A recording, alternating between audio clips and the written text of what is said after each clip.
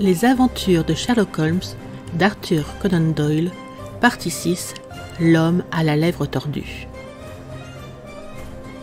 Isa Whitney, frère de feu alias Whitney, docteur en théologie, principal du collège de théologie Saint-Georges, s'adonnait fort à l'opium. Cette habitude prit possession de lui, à ce que l'on m'a dit à la suite d'une sotte fantaisie, alors qu'il était au collège. Il avait lu la description que fait de Quincey de ses sensations et de ses rêves de fumeur d'opium, et il avait imprégné son tabac de l'audanium pour essayer d'obtenir les mêmes effets. Il trouva, comme tant d'autres, qu'il est plus facile de contracter cette habitude que de s'en défaire, et pendant de longues années, il continua d'être esclave de la drogue, en même temps qu'il était, pour ses amis et pour les siens, l'objet d'un mélange de pitié et d'horreur. Même à présent, il me semble le voir encore, épave et ruine d'un noble caractère, tout recroquevillé dans son fauteuil, avec sa face jaune et pâteuse, ses paupières tombantes et ses pupilles réduites comme des pointes d'épingle.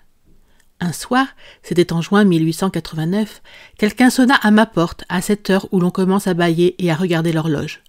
Je me redressai sur ma chaise et ma femme posa sur ses genoux son travail à l'aiguille avec une grimace de déception. « Un malade, dit-elle, tu vas être obligé de sortir. » Je ronchonnais, car je venais de rentrer après une dure journée.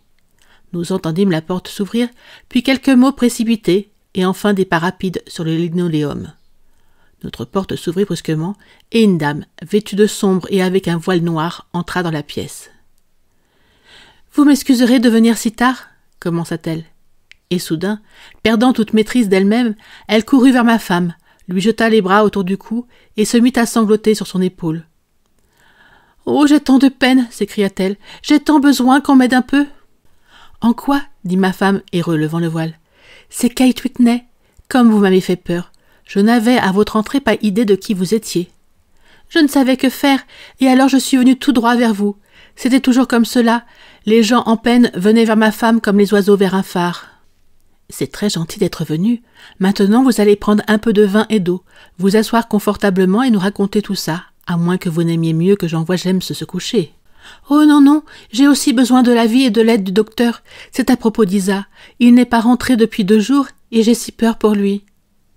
Ce n'était pas la première fois qu'elle nous avait parlé des ennuis que lui causait son mari, à moi comme médecin, à ma femme comme à une vieille amie et camarade de classe. Nous la calmâmes et la réconfortâmes avec les meilleures paroles que nous pûmes trouver. Savait-elle où était son mari? Nous était-il possible de le lui ramener? Cela semblait possible. Elle avait des renseignements très affirmatifs. Depuis quelque temps, quand la crise le prenait, son mari se rendait dans un bouge, une fumerie d'opium tout à fait à l'est de la cité. Jusqu'ici, ses débauches s'étaient bornées à une seule journée et il était toujours rentré le soir, chancelant et épuisé. Mais cette fois, la crise avait duré 48 heures et sans doute il était là-bas, prostré parmi la lie des docks, en train d'aspirer le poison ou de dormir pour en dissiper les effets. C'était là qu'on le trouverait, elle en était sûre, à la Barre d'Or, dans Upper Swandam Lane. Mais que faire? Comment une femme jeune et timide comme elle pouvait-elle s'introduire dans un tel endroit pour arracher son mari à ce monde de gens sans aveu? Telle était la situation, et naturellement, il n'y avait qu'une issue. Ne pourrais-je pas l'accompagner là-bas? Puis, en y réfléchissant, pourquoi même viendrait-elle? J'étais le médecin consultant d'Isa Whitney, et en cette qualité, j'avais sur lui quelque influence.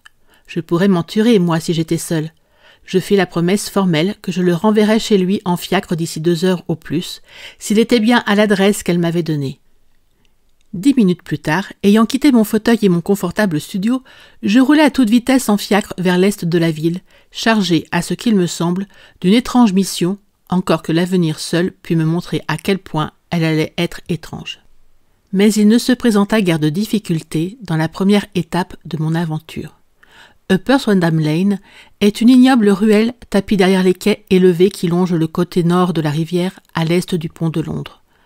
Entre un magasin de confection et un assommoir dont on approche par un perron qui conduit à un passage noir comme la bouche d'un four, j'ai trouvé le bouge que je cherchais. Donnant à mon cocher l'ordre de m'attendre, j'ai descendu les marches creusées au centre par le piétinement incessant des ivrognes et, à la lumière vacillante d'une lampe à huile placée au-dessus de la porte, j'ai trouvé le loquet et je me suis avancé dans une longue pièce basse, toute remplie de fumée brune, épaisse et lourde de l'opium, avec de chaque côté des cabines en bois formant terrasse, comme le poste d'équipage sur un vaisseau d'émigrants.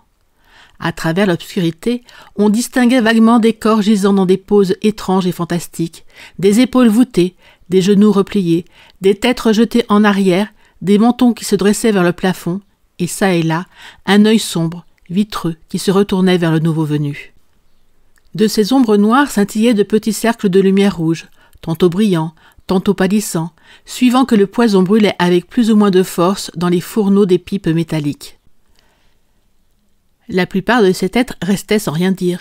Quelques-uns marmottaient pour eux-mêmes, et d'autres s'entretenaient d'une voix basse, étrange et monocorde, émettant par saccades des propos qui soudain se perdaient dans le silence. Chacun, en fait, mâchonnait ses propres pensées et ne faisait guère attention aux paroles de son voisin. Tout au bout se trouvait un petit brasier de charbon de bois, à côté duquel était assis sur un trépied de bois un vieillard grand et mince, dont la mâchoire reposait sur ses poings et les coudes sur ses genoux. Fixement, il regardait le feu. À mon entrée, un domestique malais au teint jaunâtre s'était précipité vers moi, avec une pipe et la drogue nécessaire, tout en me désignant d'un geste une cabine vide. « Merci, dis-je, je ne viens pas pour rester. Il y a ici un de mes amis, monsieur Isa Whitney, et je désire lui parler. » Je perçus un mouvement. J'entendis une exclamation à ma droite, et en tendant les yeux dans l'obscurité, je vis Whitney pâle, hagard, échevelé, qui me regardait fixement. « Mon Dieu, c'est Watson, dit-il. Il était dans un lamentable état de réaction. Tous ses nerfs tremblaient. « Dites, Watson, quelle heure est-il » ? « Bientôt 11 heures. »« De quel jour ?»« Vendredi 10 juin. »« Dieu du ciel, je croyais que nous étions mercredi, mais nous sommes mercredi. Pourquoi voulez-vous me faire peur comme ça ?» Il laissa tomber son visage sur ses bras et se mit à sangloter d'une façon aiguë. « Je vous dis que c'est aujourd'hui, vendredi. Votre femme vous attend depuis 2 jours. Vous devriez avoir honte. »« J'en ai honte aussi. Mais vous vous trompez, Watson, car il n'y a que quelques heures que je suis ici. 3 pipes, 4 pipes, je ne sais plus combien. Mais je rentrerai avec vous, Watson. Je ne voudrais pas faire peur à Kate, pauvre petite Kate. Donnez-moi la main. Avez-vous un fiacre ? » ?»« Oui, j'en ai un qui attend. »« Alors je le prendrai, mais je dois sans doute quelque chose. Demandez ce que je dois, Watson. Je ne suis pas en train du tout. Je ne peux rien faire. » Je m'avançai dans les 3 passages qui couraient entre les 2 rangées de dormeurs, et tout en retenant mon souffle pour me préserver des ignobles vapeurs de la drogue, je cherchais de ci, de là, le tenancier. Comme je passais près de l'homme grand et mince qui était assis près du brasier, je me sentis soudain tiré par le pan de mon habit, et une voix murmura tout bas. « Passez votre chemin, puis retournez-vous et regardez-moi. » Les mots frappèrent tout à fait distinctement mon oreille. Je baissai les yeux. Ces paroles ne pouvaient venir que de l'individu qui était à côté de moi, et pourtant, il était toujours assis, aussi absorbé que jamais, très mince, très ridé, courbé par la vieillesse, et une pipe à opium se balançait entre ses genoux, comme tombée de ses doigts par pure lassitude. J'avançai de 2 pas et me retournai. Il me fallut toute ma maîtrise de moi-même pour ne pas pousser un cri d'étonnement. L'homme avait pivoté de telle sorte que personne d'autre que moi ne pouvait le voir. Ses vêtements s'étaient remplis, ses rides avaient disparu, les yeux ternes avaient retrouvé leur éclat, et c'était Sherlock Holmes qui, assis là près du feu, riait doucement de ma surprise.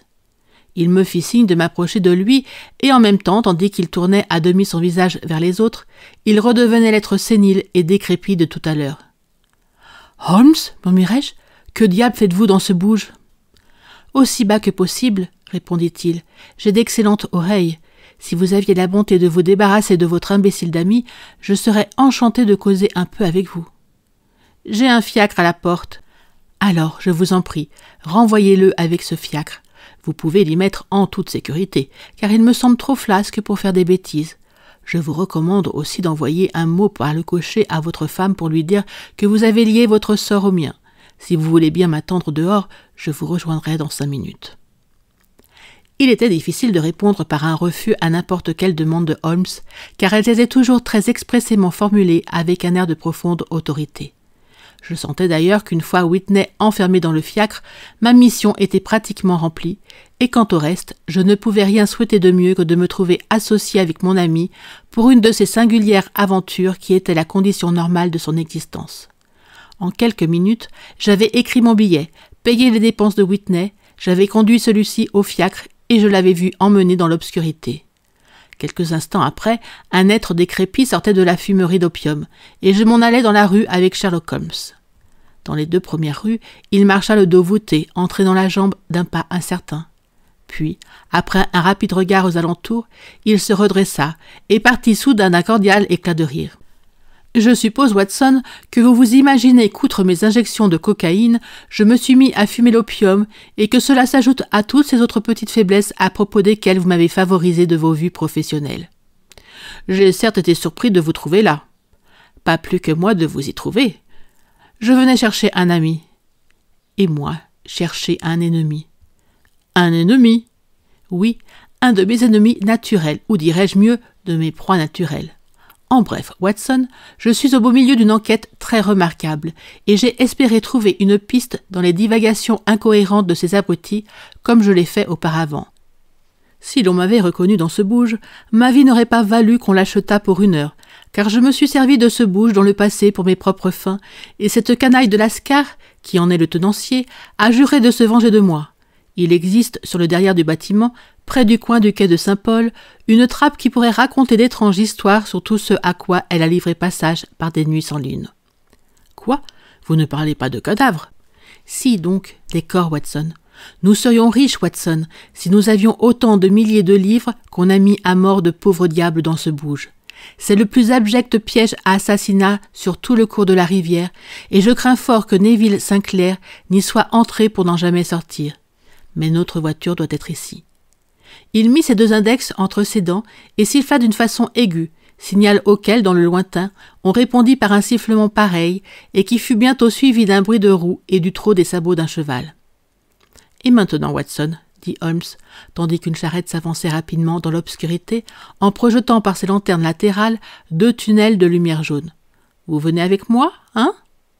Si je peux vous être utile. » Un ami loyal est toujours utile.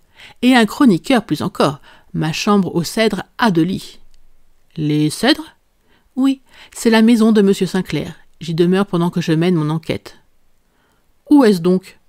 Près de Lee, dans le Kent. Nous avons une course de 7 milles devant nous. Mais je suis toujours dans l'obscurité. Exact. Mais vous allez tout savoir. Sautez là. Ça va, Jean? Nous n'aurons pas besoin de vous. Prenez cette demi-couronne. Venez me chercher demain vers 11 heures. Laissez aller. Au revoir. Il toucha le cheval avec son fouet et nous partîmes au grand galop, à travers une interminable succession de rues sombres et désertes qui s'élargirent graduellement. Nous nous trouvâmes bientôt emmenés comme le vent sur un large pont garni de parapets. La rivière boueuse coulait paresseusement au-dessous. Plus loin s'étendait un autre désert de briques et de mortiers. Le silence n'en était rompu que par le pas lourd et régulier de l'agent de police ou par les chants et les cris de fêtards attardés. Un nuage déchiqueté flottait lentement dans le ciel et une étoile ou 2 scintillait çà et là entre les déchirures des nuages. Holmes conduisait en silence, la tête inclinée sur la poitrine, de l'air d'un homme perdu dans ses pensées. Cependant, assis auprès de lui, j'étais curieux de savoir ce que pouvait bien être cette nouvelle enquête qui semblait si fort lui occuper l'esprit. Nous avions couvert plusieurs milles et nous allions parvenir aux abords de la ceinture de villas de la banlieue quand il se secoua, haussa les épaules et alluma sa pipe avec toute l'apparence d'un homme qui s'est rendu compte qu'il a agi pour le mieux. « Vous avez une grande faculté de silence, Watson, dit-il. Cela fait de vous un compagnon inappréciable. Ma parole, c'est une grande chose d'avoir quelqu'un à qui ne pas parler, car mes pensées ne sont pas toujours des plus plaisantes. J'étais en train de me demander ce que je dirais à cette chère petite femme tout à l'heure quand elle viendrait à notre rencontre à la porte. Vous oubliez que je ne suis au courant de rien. J'aurai juste le temps de vous donner les faits de l'affaire avant d'arriver à Lee. Tout semble absurdement simple et pourtant, malgré tout, je ne peux rien trouver qui me permette le moindre progrès. Il y a une quantité de fils, sans doute, mais je suis incapable d'en saisir le bout. Maintenant, je vais vous exposer le cas avec netteté et concision, Watson, et peut-être percevrez-vous une étincelle là où tout est obscur pour moi. Allez-y donc. Il y a quelques années, pour être précis en mai 1884, vint à Lee un monsieur du nom de Neville Sinclair qui paraissait avoir beaucoup d'argent. Il prit une grande villa, en fit très joliment arranger les jardins et d'une façon générale y vécut sur un grand pied. Peu à peu, il se fit des amis dans le voisinage et en 1887, il épousa la fille d'un brasseur de la ville. Il a eu d'elle, à ce jour, 2 enfants. Il n'avait pas d'occupation permanente, mais détenant des intérêts dans plusieurs sociétés, il allait à Londres, en général le matin, pour rentrer chaque soir par le train qui part de la gare de Cannon Street à 5h14. M. Sinclair a maintenant 37 ans, c'est un homme aux habitudes sobres, bon mari, père très affectueux et très estimé de tous ceux qui le connaissent. Je peux ajouter que ses dettes, à l'heure présente, s'élèvent autant que nous avons pu nous en rendre compte à 88 livres et 10 shillings, alors qu'il a à son compte 220 livres à la banque de la ville et décomptés. Il n'y a donc aucune raison de penser que ce sont des ennuis d'argent qui l'ont tracassé.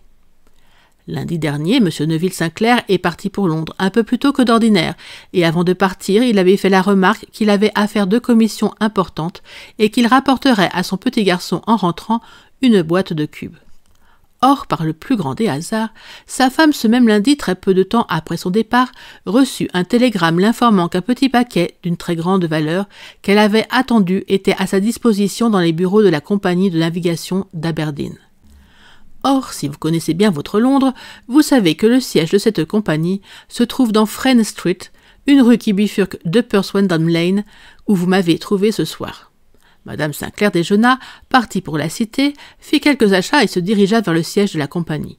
Elle retira son paquet et à 4h35 exactement, elle se trouvait en train de remonter Swindon Lane pour retourner à la gare. M'avez-vous bien suivi jusqu'ici? C'est très clair. Si vous vous rappelez, il faisait très chaud lundi dernier. Madame Sinclair marchait lentement, regardait à droite et à gauche dans l'espoir de voir un fiacre, car elle n'aimait guère le voisinage où elle se trouvait. Tandis qu'elle allait ainsi dans Swindon Lane, elle entendit tout à coup une exclamation ou un cri perçant et son sang se glaça à la vue de son mari, qui la regardait et, à ce qu'il lui sembla, lui faisait des signes d'une fenêtre du second étage. La fenêtre était ouverte et elle vit distinctement son visage, qu'elle décrit comme terriblement bouleversé. Il agitait ses mains frénétiquement dans sa direction à elle, puis il disparut de la fenêtre. Si rapidement qu'il semblait avoir été attiré à l'intérieur par une force irrésistible. Une chose singulière qui tira l'œil de cette femme observatrice, ce fut que bien que son mari fût vêtu de sombre, comme le matin en partant, il n'avait ni col ni cravate. Convaincue qu'il lui était arrivé quelque chose, elle dégringola les marches, car la maison n'était autre que cette fumerie d'opium où vous m'avez trouvé. Elle traversa en courant la pièce du devant et tenta de grimper l'escalier qui menait au premier étage. Au pied de l'escalier, toutefois, elle rencontra cette canaille de Lascar dont je vous ai parlé. Elle l'écarta et, aidée d'un Danois qui lui sert d'employé, la rejeta dans la rue. En proie aux craintes et aux doutes les plus affolants, elle courut en toute hâte dans la ruelle et par un heureux hasard, elle rencontra dans Fren Street quelques agents de police qui, avec un brigadier, partaient faire leur ronde. Le brigadier et 2 hommes revinrent avec elle et malgré la résistance obstinée du propriétaire, ils se dirigèrent vers la pièce où M. Sinclair avait été aperçu en dernier lieu. Là, aucune trace de lui. En fait, dans tout l'étage, on ne put trouver personne, à part un misérable estropié, hideux d'aspect qui, paraît-il, logeait là. Et celui-ci et Lascar jurèrent avec force que de toute l'après-midi, il n'y avait eu personne d'autre dans la pièce du devant. Leur dénégation était si ferme que le brigadier en fut ahuri et en était presque arrivé à croire que Madame Sinclair s'était trompée quand, en poussant un cri, elle s'élança vers une petite boîte en bois blanc posée sur la table et en souleva brusquement le couvercle. Il en tomba une cascade de cubes d'enfants. C'était le jouet qu'il avait promis de ramener à la maison. Cette découverte et la confusion de l'estropié firent que le brigadier se rendit compte que l'affaire était sérieuse. On examina soigneusement les pièces et tous les résultats concluaient à un crime abominable. La première pièce, simplement meublée, communiquait avec une petite chambre à coucher qui donnait sur le derrière d'un des quais. Entre le quai et la fenêtre de la chambre à coucher se trouve une bande de terrain étroite qui, séchée à marée basse, est recouverte à marée haute de plus d'1,30 m d'eau. La fenêtre de la chambre à coucher, assez large, s'ouvrait du bas. En l'examinant, on découvrit des traces de sang sur le seuil de la fenêtre et on voyait des gouttes de sang çà et là sur le plancher de la chambre à coucher. Jeté derrière un rideau de la première pièce, on trouva tous les vêtements de M. Neville Sinclair, exception faite de son costume. Ses chaussures, ses chaussettes, son chapeau, sa montre, tout était là. D'ailleurs, aucune trace de violence sur tous ses vêtements et nulle autre trace de M. Neville Sinclair. Selon toute apparence, il a dû sortir par la fenêtre, car on a pu découvrir d'autres sorties, et les taches de sang sur le seuil font mal augurer d'une éventuelle fuite à la nage, car la marée était à son plus haut au moment de la tragédie. Et maintenant, que je vous parle des canailles qui semblaient directement impliqués dans l'affaire. On connaissait Lascar par ses antécédents lamentables, mais comme on savait par le récit de Madame Sinclair qu'il se trouvait au pied de l'escalier quelques secondes après l'apparition de son mari à la fenêtre, il était difficile de le considérer comme autre chose que complice du crime. Sa défense fut qu'il ignorait absolument tout et il déclara énergiquement tout ignorer des faits et gestes de Hugh Boone, son locataire, et ne pouvoir en aucune façon expliquer la présence des vêtements du disparu. Suffit pour Lascar, le tenancier. Parlons maintenant du sinistre estropié qui occupe le second étage de la fumerie et qui fut certainement le dernier à voir Neville Sinclair. Son nom est Hugh Boone, et sa face hideuse et familière à tous ceux qui fréquentent la cité. C'est un mendiant professionnel, bien que pour éluder les ordonnances de la police, il prétende exercer un petit commerce d'allumettes bougies. À quelque distance, en descendant Threadneedle Street, du côté gauche, le mur fait un petit angle, comme vous avez pu le remarquer. C'est là que cet individu vient s'asseoir tous les jours, les jambes croisées, sa toute petite provision d'allumettes sur ses genoux. Comme c'est un spectacle pitoyable, une petite pluie d'aumônes tombe dans la casquette de cuir graisseuse qu'il pose sur le trottoir à côté de lui. J'ai plus d'une fois observé le bonhomme, sans penser jamais que j'aurais à faire sa connaissance par nécessité professionnelle, et j'ai toujours été surpris de la moisson qu'il récoltait en peu de temps. Son aspect, voyez-vous, est si remarquable que personne ne peut passer près de lui sans y prêter attention. Une touffe de cheveux jaunes, un visage pâle défiguré par une horrible cicatrice qui, en se contractant, a retourné le bord externe de sa lèvre supérieure, un menton de bulldog, une paire d'yeux très perçants et noirs qui offrent un contraste singulier avec la couleur de ses cheveux. Tout cela le distingue de la foule ordinaire des mendiants. Comme on distingue aussi son esprit, car il a toujours une réplique toute prête à n'importe quelle plaisanterie que les passants peuvent lui lancer. Tel est l'homme qui, nous venons de l'apprendre, est le locataire de la fumerie et qui a été le dernier à voir le père de famille honorable que nous cherchons. Mais un estropié, dis-je, qu'aurait-il pu faire tout seul contre un homme dans la force de l'âge? C'est un estropié en ce sens qu'il boite, mais sous tous les autres rapports, il semble très fort et en bonne forme. Sûrement, Watson, votre expérience médicale vous dirait que la faiblesse d'un membre est souvent compensée par une force exceptionnelle des autres. Je vous en prie, continuez votre récit. Madame Neville Sinclair s'était évanouie à la vue des taches de sang sur la fenêtre et la police l'accompagna jusque chez elle en fiacre, puisque sa présence ne pouvait en aucune façon être utile à l'enquête. Le brigadier Barton, chargé de l'affaire, a examiné très soigneusement les lieux, mais sans rien trouver qui jetât quelque lumière sur l'affaire. On avait pourtant commis une faute en n'arrêtant pas Boone sur le champ, car cela lui laissa quelques minutes pendant lesquelles il put communiquer avec son ami Lascar. Toutefois, cette faute fut vite réparée, et il fut appréhendé et fouillé sans qu'on trouvât rien qui permît de l'incriminer. Il y avait, c'est vrai, quelques traces de sang sur la manche droite de sa chemise, mais il fit voir que son annulaire avait une coupure près de l'ongle, et il expliqua que le sang venait de là, et ajouta qu'il s'était approché de la fenêtre peu auparavant, et que sans doute les taches de sang que l'on avait relevées provenaient de la même source. Il proclama avec force qu'il n'avait jamais vu M. Neville Sinclair, et jura que la présence des vêtements de celui-ci dans sa chambre était un mystère pour lui, tout autant que pour la police. Quant à l'affirmation de Mme Sinclair qu'elle avait bel et bien vu son mari à la fenêtre, il prétendit qu'elle devait ou bien être folle ou bien avoir rêvé. On l'emmena au poste de police en dépit de ses bruyantes protestations, pendant que le brigadier demeurait sur les lieux, dans l'espoir que la marée descendante fournirait peut-être quelque nouvel indice. Ce fut ce qui se produisit, mais on ne trouva guère sur la rive boueuse ce qu'on avait craint d'y trouver. Ce fut le vêtement de Neville Sinclair et non Neville Sinclair lui-même qu'on trouva là, gisant à découvert, quand la marée se fut retirée. Et qu'imaginez-vous qu'il y avait dans les poches ?